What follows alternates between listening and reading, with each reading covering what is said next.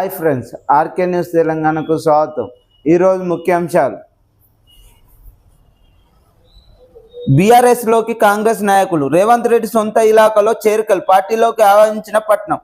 BRS పార్టీలోకి కొడంగల్లో ఉన్న ప్రజలు కాంగ్రెస్ పార్టీ నుండి బీఆర్ఎస్ పార్టీలకు నిన్న పట్నం నరేందర్ రెడ్డి గారి సమక్షంలో చేరడం జరిగింది.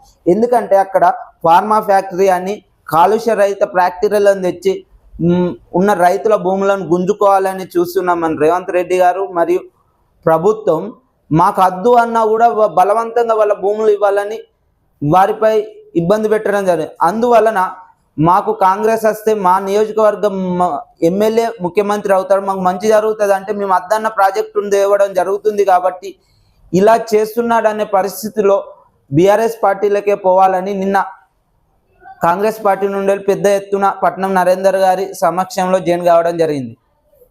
పెట్టుబడులు వచ్చేనా? నీరుడు కుదిరిన ఒప్పందాలలో కార్యరూపం దాల్చనివి సున్నా. ఉన్న కంపెనీలే విస్తరణ బాట. కొత్త కంపెనీ ఒకటి రాలేదు.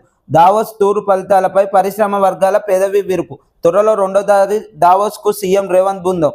అంటే ఫస్ట్ సారి సీఎం రేవంత్ రెడ్డి గారు దావోస్ పర్యటనకు పోయినాక అప్పటి నుండి ఇప్పటి వరకు ఒక్క ప్రాజెక్టు కూడా పూర్తి స్థాయిలో రాలేకపోయింది. అంటే వచ్చిన ప్రాజెక్టులు కూడా వెనుకడుగు వేసే పరిస్థితిలో ఉంది.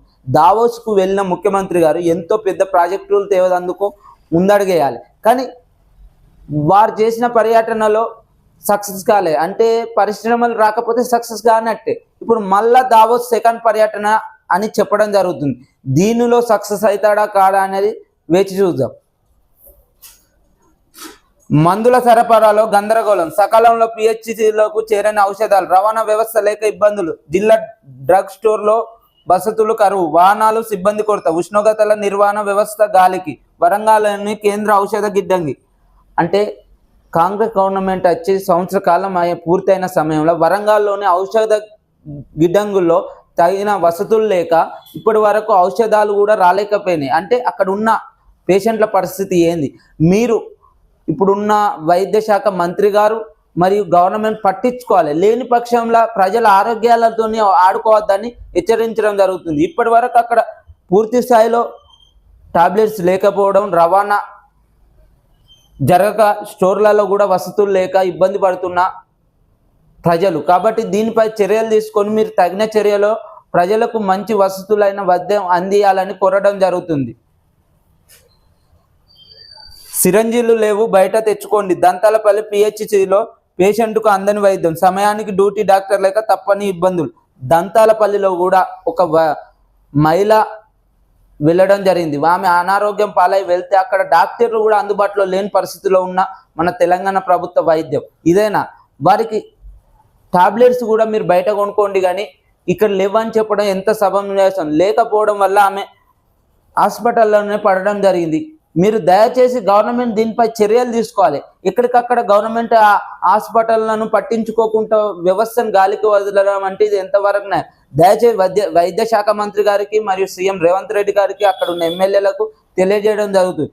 తగిన చర్యలు తీసుకొని అక్కడ ఉన్న ఆసుపత్రులను సందర్శించాలని కోరడం జరుగుతుంది.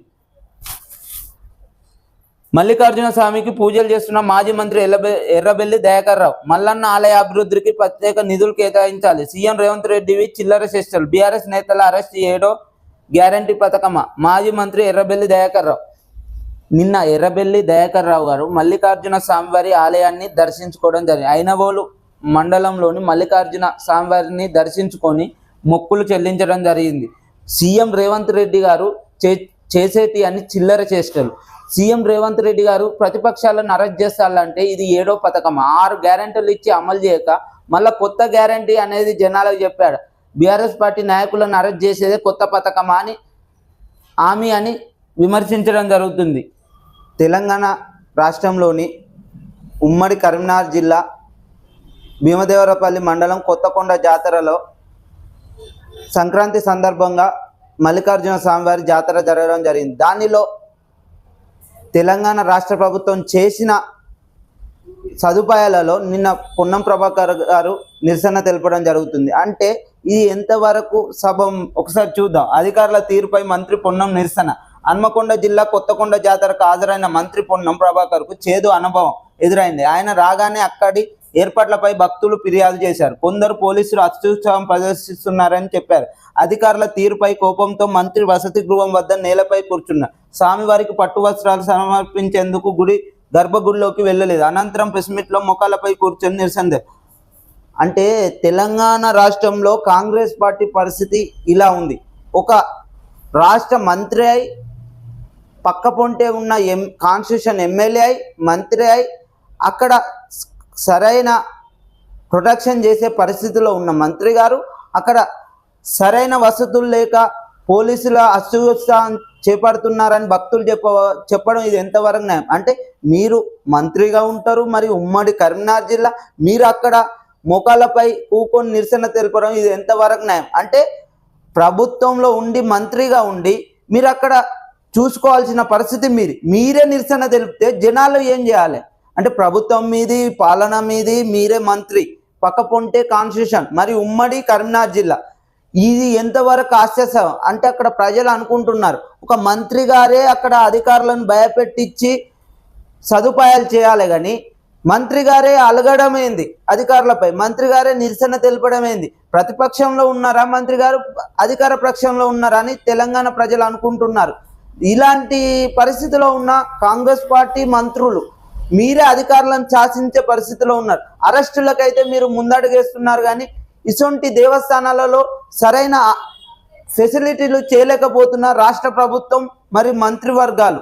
ఇదేనా తెలంగాణ ప్రజలు గమనిస్తున్నారు. దీనిపై భక్తులు మండిపడుతున్నారు. మీరే నిరసన తెలిపితే మేమేలా పోవాలి? కాబట్టి దయచేసి రాబోయే దేవస్థానాలు కూడా సరైన ప్రొటెక్షన్ చేపట్టాలి, కానీ మీరే నిరసన తెలిపితే ప్రజల పరిస్థితి ఏందని తెలంగాణ ప్రజలు అనుకుంటున్నారు.